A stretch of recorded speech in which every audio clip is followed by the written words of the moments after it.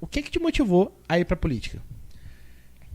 Heitor, a falta de entrega. Na verdade, eu nunca pensei em ser político, eu nunca tive nenhum desejo de ser político. Pelo contrário, eu sempre tive muito preconceito, né? Não com o político, mas com a política, com esse movimento todo que é tão desacreditado no país, né? É desacreditado até pela própria classe política, né? Onde colocam que você não consegue fazer as coisas e a população também desacredita completamente. Então, era um movimento que eu sempre tive um receio muito grande, um preconceito muito grande, e vou dizer que eu continuo com o mesmo preconceito, né? E quando eu falo preconceito, não é por 100% dos políticos, mas pela grande maioria pela falta de entrega, pela falta de competência em entregar, né? Eu acho que o empresário, ele quando se coloca no game para ele poder empreender, se ele não entregar serviço, qualidade, atendimento, ele fecha, ele quebra. E eu acho que isso que falta na gestão pública, né? A obrigação e o entendimento que você é o que você entrega, né? Se você não entregar, você não vale, você não tem que estar ali.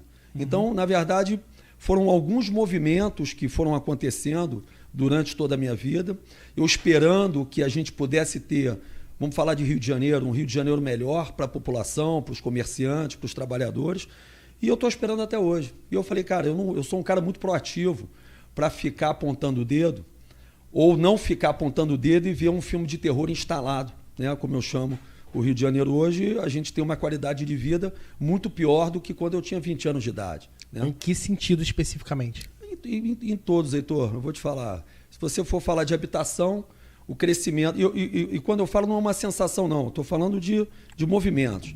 Você tem o crescimento desordenado da habitação no Rio, com o crescimento das comunidades, das favelas, isso é reflexo de uma falta de gestão dentro da habitação. Você tem os transportes públicos sucateados, né? BRT, enfim, todos os transportes públicos, você vê como é que os meus colaboradores, a população, a grande maioria da população, é tratada dentro dos transportes públicos, né?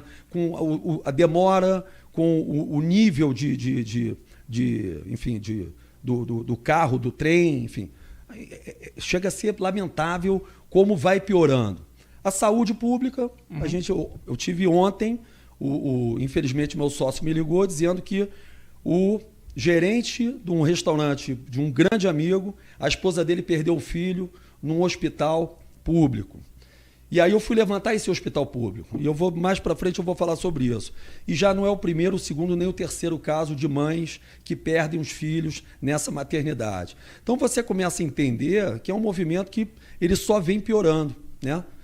Salvo algumas pequenas exceções ou alguns momentos, se você for falar de saúde pública, se você for falar de transporte público, se você for falar de segurança pública, né? Ontem a gente teve um tiroteio dentro de um dos shoppings mais... E não é um tiroteio de um cara sacar uma arma e outro... São 50 tiros, cara. São 12 bandidos. São 50 tiros. Você teve um tiroteio de guerra, cara, dentro de um shopping de alto padrão do Rio de Janeiro. E o problema é o seguinte, Heitor. As pessoas, elas começam a se acostumar. Quando você vive dentro de uma guerra, chega um momento que você começa a achar aquele movimento ali, tudo que acontece, normal. Porque você começa a ficar muito familiarizado com aquilo ali tudo. Vira comum, né? Vira comum. Então, assim, eu acho que o que me fez ir para a gestão, né, esse movimento de estar querendo vir para a gestão, é porque eu não me conformo com o Rio de Janeiro. Eu não vou aceitar o Rio de Janeiro e eu não vou me mudar do Rio de Janeiro. Então, eu vou precisar arrumar o Rio de Janeiro. Por isso, ordem na casa, né? Onde não tem ordem, não tem progresso. Eu costumo dizer que na nossa bandeira está escrito ordem e progresso. Para você ter progresso, você precisa ter ordem, cara. Eu não sou militar, também não tenho parente militar, mas eu vim de uma escola de arte marcial. Eu vim do judô e do jiu-jitsu. Você, para entrar num dojo, você tem que cumprimentar o Jigoro Kano, que está sempre uma fotografia dele na parede, o seu mestre, você tem que cumprimentar todas as pessoas que têm uma faixa acima da sua e depois as pessoas que têm uma faixa abaixo da sua. Você não pode negar um treino para uma pessoa mais graduada do que você.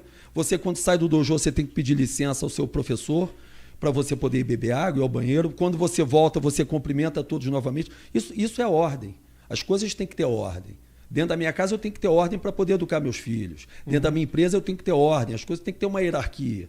Então, se você não coloca ordem, que a gente não tem há muito tempo, dentro da nossa sociedade como um todo, as coisas viram esse movimento, enfim, catastrófico aí que a gente vive. Catastrófico e desordenado. Eu tô aqui com um livro do João, Ordem na Casa, A Força do Rio através dos setores de gastronomia, eventos e turismo. E aí, onde é que a galera pode adquirir teu livro? Como é que... depois a gente pergunta de onde saiu, mas como é que a galera consegue adquirir teu livro? Então, eu vou fazer ele agora, ele está vindo um e-book, para a gente poder, as pessoas poderem comprar PDF, ele. baixar, né? Virtual. E hoje em dia no Bal Ipanema e no Blá, na Blá Champanhe da Barra da Tijuca. Né? Não é um livro com pretensões de estar em todas as livrarias do Rio de Janeiro. Na verdade, eu queria dividir alguns pensamentos que eu tenho, mas eu fico muito feliz com a quantidade de pessoas que me procura querendo adquirir o livro, querendo comprar, enfim, querendo conhecer um pouco mais da minha história, dos meus pensamentos. Não é uma biografia, né? Porque eu acho que seria muita pretensão eu escrever uma biografia, não pela falta de história, mas eu acho que tem mais coisa além da biografia. Eu acho que tem movimentos que você tem que dividir. Fala sobre gestão pública, fala sobre gestão empresarial, fala um pouco da minha história pessoal, do Caminho de Santiago que eu fiz, enfim. Fala sobre o meu entendimento do que é sucesso, né? O primeiro livro, ele fala sobre o mesmo céu. Me dá um spoiler aí. Porque, sobre... olha só, tem todos os capítulos aqui, meio... assim, eu leio o nome do capítulo e eu tenho uma ideia aqui, mas tem o capítulo 4, 28. O que é o 28? Pô, cara, agora tu me pegou, cara. Agora tu me pegou. A gente vai... capítulo 4 aqui... É o 4. Olha aí, eu falei pra você que eu não ia te deixar na saia justa. Não tem problema nenhum. Já era. Só me dá o começo aqui. 41.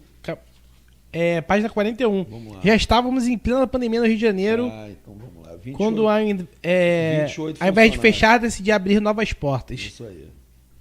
Eu tive que demitir 28 funcionários. Foi isso. Foi o que me motivou de forma definitiva a vir para a gestão pública, né? Durante a pandemia, não digo a primeira pandemia, que todo mundo fechou, né? O primeiro ano, ficamos 4 meses em casa, com as empresas 100% fechadas.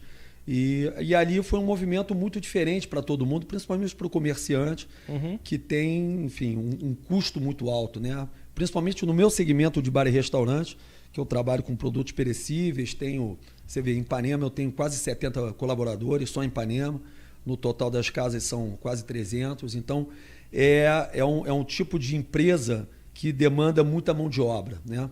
Então foi muito difícil a gente passar por isso, enfrentar esse movimento, não só o meu segmento, mas todos os segmentos, não só pela parte financeira, mas também pela parte psicológica, enfim. Mas durante a pandemia, eu dei muitas mentorias, porque eu acho que o psicológico ele tem que estar muito forte, o seu psicológico tem que ser muito forte para você poder ter um bom desempenho, né? E eu sempre tive um psicológico muito, muito ativo, muito proativo.